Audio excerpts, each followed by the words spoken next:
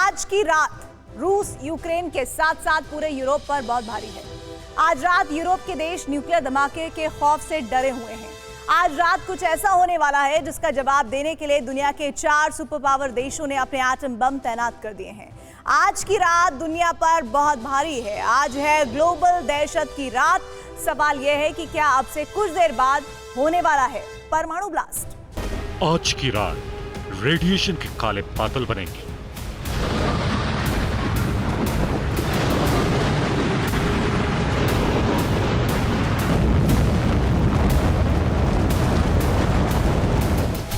आज की रात इंसान तपते लोहे की तरह गलेंगे।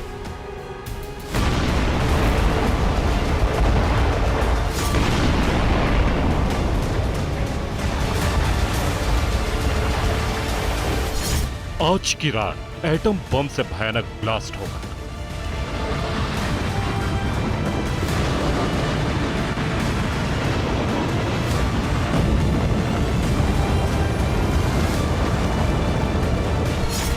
आज की रात यूक्रेन में सर्वनाश होगा।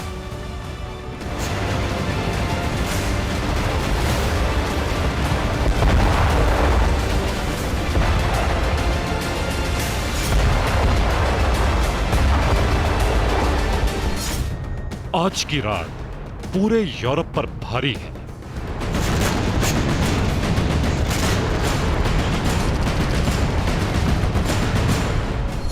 आज की रात बहुत हाहाकारी है।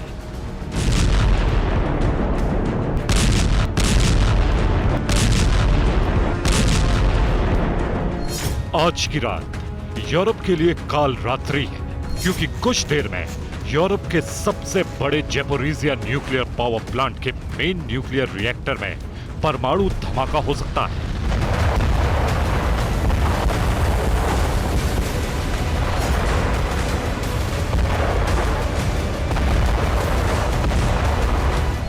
सैकड़ों किलोमीटर दूर तक रेडियो एक्टिव जहर फैल सकता है।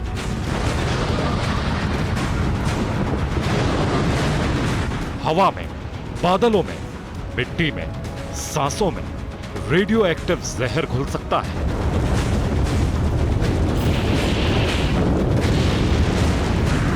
इस वक्त धरती पर रहने वाले हर इंसान को दुआ करनी चाहिए कि कोई करिश्मा हो जाए और यह धमाका टल जाए।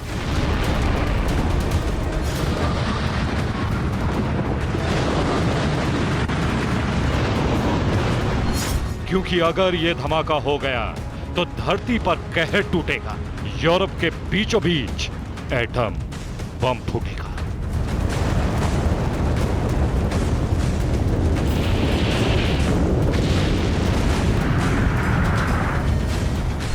आज की रात दुनिया के अस्तित्व पर सबसे बड़ा खतरा है, क्योंकि 5 जुलाई को मिडनाइट तबाही का प्लान बना है।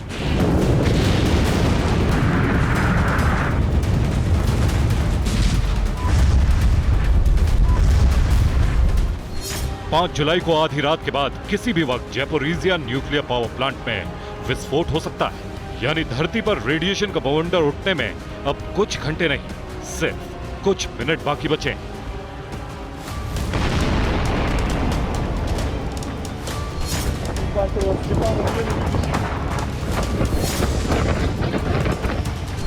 ये वैसे खतरे की घंटी है जैसी पिछले कई सदियों में धरती पर नहीं बजी थी। इसलिए सुपर पावर्स की नींद उड़ी हुई है। पूरी दुनिया में खलबली मची हुई है।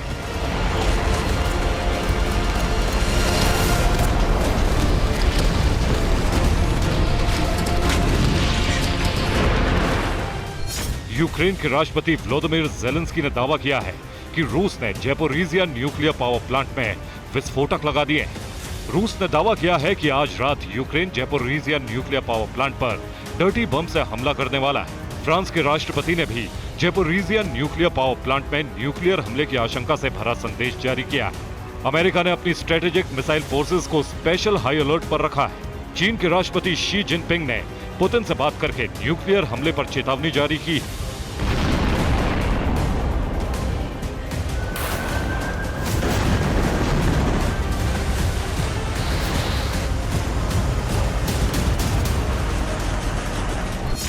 यूक्रेन यूक्रेन के युद्ध को शुरू हुए आज पूरे 497 दिन हो चुके हैं। यानी इस महायुद्ध के 500 दिन पूरे होने में सिर्फ 3 दिन बाकी हैं। ये 3 दिन धरती को बंजर कर जाएंगे।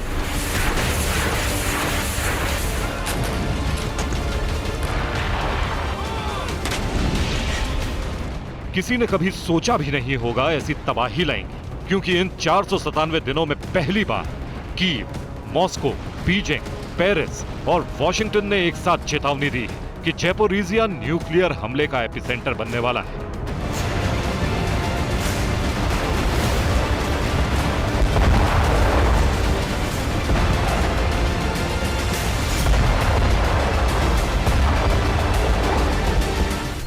इस बीच यूक्रेन के राष्ट्रपति ज़ेलेंस्की ने बड़ा बयान दिया है। उन्होंने वीडियो जारी करके कहा कि ज़ैपोरिज़िया प्लांट में अब किसी भी वक्त न्यूक्लियर धमाका हो सकता है, क्योंकि रूसी सेना ने प्लांट में विस्फोटक फिट कर दिए हैं।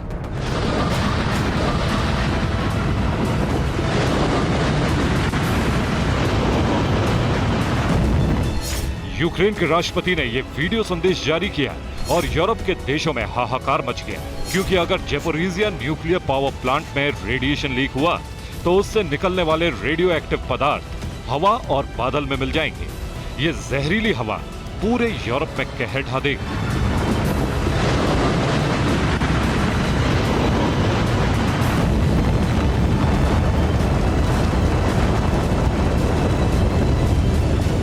ज़ेलेंस्की ने ज़ैपोरिज़िया न्यूक्लियर पावर प्लांट में स्थिति आउट ऑफ कंट्रोल होने की चेतावनी दी है, लेकिन ज़ेलेंस्की के इस बयान से पहले ही 4 जुलाई की रात को सोशल मीडिया प्लेटफॉर्म टेलीग्राम पर रूस के एक चैनल ने भी एक दावा किया था। दावा ये कि 5 जुलाई की रात को यूक्रेन और अमेरिका मिलकर ज़ैपोरिज़िया न्यूक्लियर पावर प्लांट पर डर्टी बम हमला करने वाले हैं।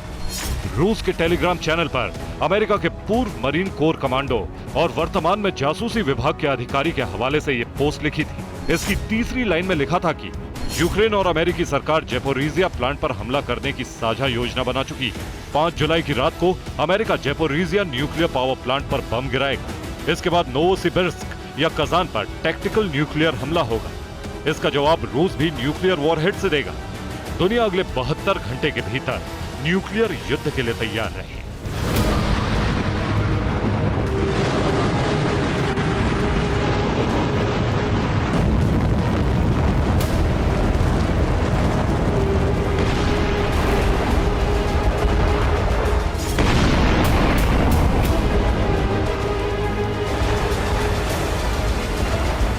यूक्रेन में मौजूद अमेरिकी राजदूत से मैंने आज खुद ये सवाल किया कि रूस और यूक्रेन दोनों ये आरोप लगा रहे हैं कि वो ज़ैपोरिज़िया न्यूक्लियर प्लांट पर हमला करेगा। क्या ये केवल धमकी है या वाकई में हम सब एक न्यूक्लियर तबाही देखने को मजबूर होने वाले हैं? इस पर अमेरिकी राजदूत का कहना था ये बहुत ही गंभीर मामला है और अगर ज़ैपोरिज़िया न्यूक्लियर प्लांट से रूस की सेना खाली करके चली गई तो फिर इस तबाही से बचा जा सकता है।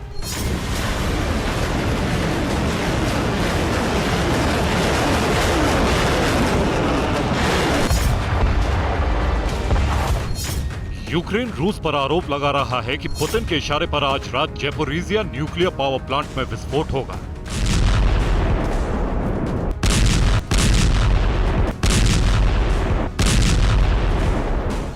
दूसरी तरफ रूस ने अमेरिका और यूक्रेन पर आरोप लगाया है कि वो रूस को बदनाम करने के लिए खुद ज़ैपोरिज़िया न्यूक्लियर पावर प्लांट पर एटमी ब्लास्ट करने वाले हैं।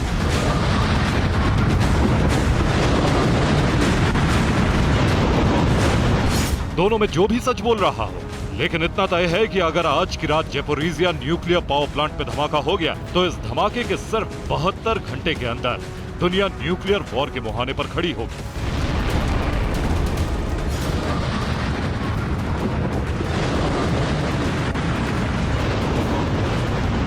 ज़ैपोरिज़िया न्यूक्लियर पावर प्लांट में धमाका अकेला न्यूक्लियर धमाका नहीं होगा। इसके बाद इस धमाके का ब्लेम गेम शुरू होगा। हजारों इंसानों की मौत के पाप का ठीकरा एक दूसरे पर फोड़ा जाएगा और फिर सुपर पावर्स का सीधा टकराव शुरू हो जाएगा।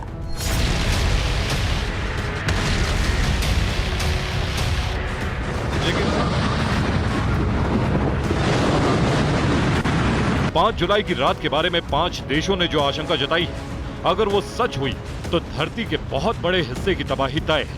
लेकिन सवाल यह है कि ज़ेपोरिज़िया में अचानक ऐसा क्या हुआ है कि हालात एटमी तबाही तक पहुंच गए।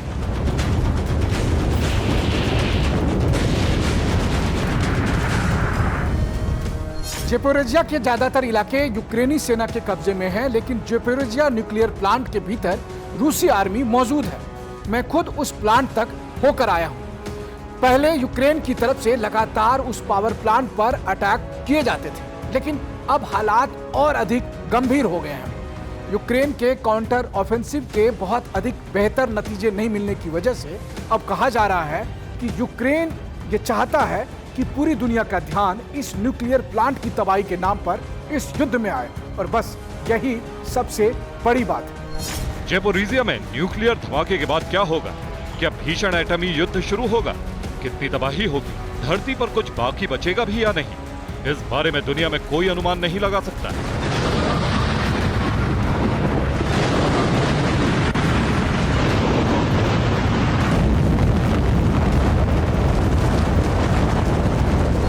लेकिन ज़ेपोरिज़िया न्यूक्लियर पावर प्लांट में अगले कुछ घंटों के बाद जो धमाका होने वाला है, उसके बाद क्या होगा, ये इंसान नहीं बल्कि हवा का रुख तय करेगा। अगर ज़ेपोरिज़िया न्यूक्लियर प्लांट में धमाके के बाद हवा पूरब से पश्चिम की तरफ चली तो तकरीबन पूरा यूरोप रेडियो एक्टिव बादलों के घेरे में आ जाएगा।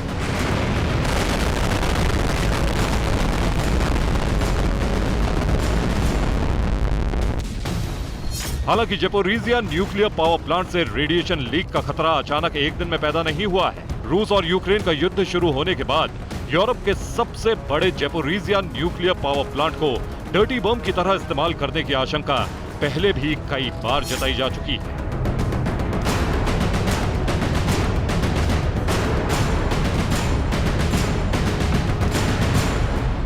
ज़ेपोरिज़िया न्यूक्लियर पावर प्लांट का न्यूक्लियर रिएक्टर तेजी से गर्म हो रहा है। अगर उसे तुरंत ठंडा नहीं किया गया तो उसमें धमाके के लिए किसी बाहरी बम की जरूरत नहीं होगी। ज़ेपोरिज़िया न्यूक्लियर पावर प्लांट बिल्कुल उसी तरह फट जाएगा जैसे 26 अप्रैल 1986 को चेरनोबिल न्यूक्लियर हादसा हुआ था।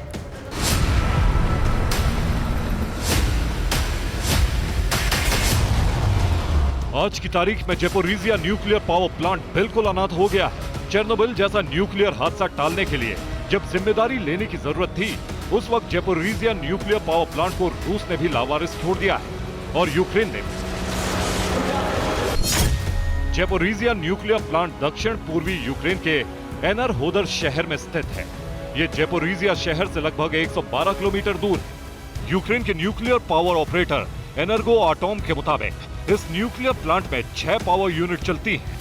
इस प्लांट से 4000 से 4200 करोड़ किलोवाट बिजली हर घंटे बनती है। युद्ध से पहले यूक्रेन की करीब 1/4 बिजली इसी न्यूक्लियर पावर प्लांट में बनती थी। यूक्रेन में ब्लैकआउट करने के इरादे से रूस की सेना ने ज़ेपोरिज़िया शहर के साथ साथ न्यूक्लियर प्लांट पर कब्जा कर लिया था।